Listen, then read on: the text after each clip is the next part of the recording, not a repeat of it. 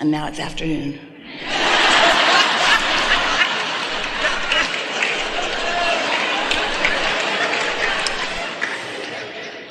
It feels that way sometimes. I know what's blocking me from being in the receptive mode, and that is I am my own worst critic. You're what? My own worst critic. Of course. And so my resistance usually comes from not feeling deserving, not loving myself. Well, all of that is about focusing on things that don't feel good. No one can just go cold turkey and stop beating up on themselves. In other words, you've made an art of it for quite a while. And sometimes in the middle of the worst feeling moments, that's when you try to make the effort to not do that so much. But that's not a good time because there's so much momentum that you just can't buck your own current, and that's all right. So you want to sort of sneak up on yourself and just like yourself before you've got on the rampage of not liking yourself. You remember, Esther remembers being a child, and sometimes their father would get in a grouchy mood, and no one really knew why. He didn't talk about why. He'd just be grouchy. And Esther's older sister, she just couldn't believe how Esther would just blunder in at the absolutely wrong time and make a suggestion that would cause trouble for everybody.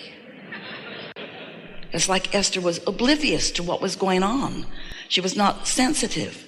Well, sometimes you're oblivious to your own vibrational momentum. And then because you're human and action-oriented and trying to fix problems and solve things, you're used to tackling things when the problem shows up the most. But that's the worst time to do it.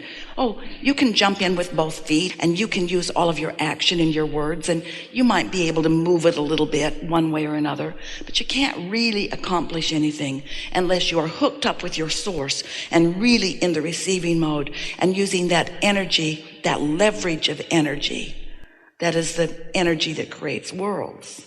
And so the most important thing for you to do is to be sensitive to where you are, like Esther's sister wanted Esther to be sensitive about where her father is. Don't go in at the worst time and try to make something happen. Take a nap instead, or change the subject in some way.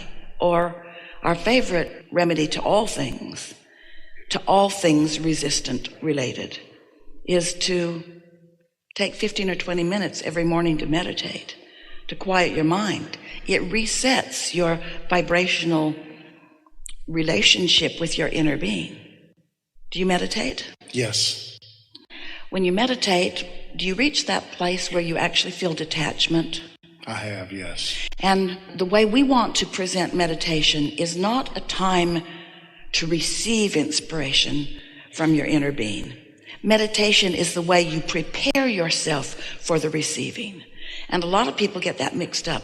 They get into meditation and they have something that they want to talk over, and so their mind is all chatty and they're all involved and they're thinking too hard and they're taking little bits of thought that they're just barely receiving, and then they're blowing them out into something so much bigger because they're determined that they're going to be really good receivers and really good meditators. And we say, just cool your jets a little bit, quiet your mind, and be satisfied with no thought. And if you can be reaching for no thought, which just means a sort of subtle detachment from physical, and you can stay there just for a little while. Sometimes it takes 12 or 13 or 14 minutes to get there. And once you feel that detachment, you know what we're talking about? You can just stay there for 2 or 3 minutes and just enjoy the sometimes subtle movement. Esther told her daughter the other day, sometimes when I meditate, I have to go for the quiet again and again and again and again and again because my mind is all chatty and eager. And Tracy said, I'm so happy to hear you say that, because I thought that with all these years of meditating that you could just go right there. And Esther said, sometimes I do. It depends on what's been active in my vibration. That's why meditating early, before you answer email, before the phone starts ringing, before you engage with any other, if you can quiet your mind and set your vibrational frequency with your inner being, then you will, when you come back into your awareness, you will, for a moment, it might not last very long at first, but for a moment, you will feel about yourself as your inner being feels.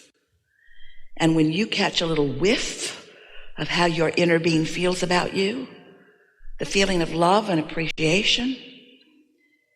Esther had a wonderful flight yesterday, and it was an early flight, and she had a really interesting ride to the airport. She was in a city that she was not familiar with, and she was driving herself there, and she missed the turn to the parking garage and got herself in some place she shouldn't have been and couldn't get out of it. And then a man came along. We know this sounds crazy, but to be sort of boxed in a canyon of construction. And two nice men came along wearing their vests in a truck, and Esther rolled down her window and she said, "You see what I've done to myself?" And they said, "Yeah, there's no way out of here." And Esther said, "Do you have a sandwich?" And they laughed. And Esther said, "I see that sign that says no right turn, but if you'll look the other way, I think I'm going to make a right turn there." And they said, "That's what we would do." So Esther made a right turn and ended up in the car return garage and made her way through so many people who were walking with suitcases, and then circled all the way around the terminal, all the way around the airport. She had to exit the airport and come back in. And that time she did it right. And she was feeling all proud of herself because not only did she make a mistake and not feel bad about it, it's new, not feel bad about it, but she learned everything that anyone would ever want to know about that airport. And then it was freaky. She parked in a place that was the last parking place on earth. This is not her style, but it sort of fit what had already been going on. The momentum was sort of like that. And she's laughing and she's thinking, it's really worth cleaning up your vibration before you drive. And then she walked for a long time. She's checking her new watch. How many steps? Good God. And then she comes to an elevator, but she does not know what floor she wants, and she gets in and nothing really makes sense. But a man got in with her and told her what to do. He said, "Follow me." So she followed him until she knew sort of where she was. And then by the time she got onto the airplane, she was flowing with such newfound self-respect. Not because she had learned a new airport, but because she didn't beat up on herself about how truly stupid she had been. How do you know until you know? The airport's under construction. None of the signs are quite where they ought to be. And thinking back on it, she now sees how silly her mistake was, but how much fun she had with all of these people along the way. And then when she got onto the airplane, this is the part that we're really wanting to get to. She was in such a state of newfound appreciation, not because of her brilliant transfer through the airport. It was maybe the worst one anyone has ever done, but because it had been an adventure that didn't get her down and a learning experience that will serve her well because she will use that airport frequently. And then she put her headphones on, set her music for shuffle, and then went into orbit as all of her favorite songs joined her in the reveille of living happily ever after. That's what we wish for you, you see. But it takes some opportunities to beat upon yourself in order to know the deliciousness of no longer doing that. Now that part's done with you. You've beat upon yourself long enough. What we wish for you to know is how your inner being feels about you when you do those things that you're being hard on yourself about. Your inner being never looks there. Your inner being is always solution oriented. And how remarkable it was that every step along the way, there was someone to help Esther out of the pickle that she had gotten herself into. There's always someone there. There is always a path of less resistance or a path of more resistance. So you can make life as hard on yourself as you want to. And most people, from the moment of their first realizing that they have made a mistake, they go down a road of harder and harder and harder and harder and harder for quite a while. And it's just not necessary. From the moment that you realize that you're off your beat from where you want to be, your inner being is even more available to you, because that's when the real fun of life begins. When you know exactly what you're doing and you're not doing any strong asking for guidance, and you're just in a sort of rote way, following the patterns that you've always done, doing the same thing all day, every day, putting everything right where you meant for it to be. That's not creation. That's regurgitation. That's not expansion. That's just repeating the same old thing. That's not adventure. That's boredom. Life comes when you make mistakes. Life comes when you really know what you don't want, because it causes a stronger asking.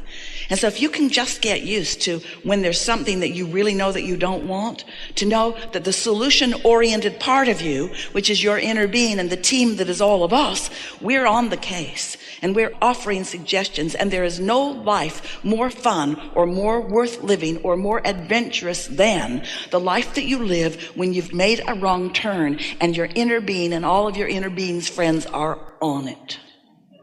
The entire universe becomes this cooperative playground as you watch things balance out for you. It's why you seek adventure. You want to feel that exhilaration of all of that energy moving with you, you see. So appreciation is another way to get there. But when you're beating up on yourself, you're so far from appreciation, it's really not even worth trying. And so what do you do when you're in the middle of a thought or a mess that doesn't feel good to you? When you're beating up on yourself, just acknowledge, I'm beating up on myself again. It's sort of a pattern I've had for a while, and it's okay. And then in the morning, before your day gets far along, meditate, and then notice that this day is better than the day before. Every day will be. Every day will be. Until you'll be having step 5 moments all over the place, which are those glorious moments of expansion and adventure. And you'll feel the power of your inner being right there with you, enjoying this new trail, this new path, this new place, this new interaction, this new idea, this new letting yourself have the expansion that you've been asking for.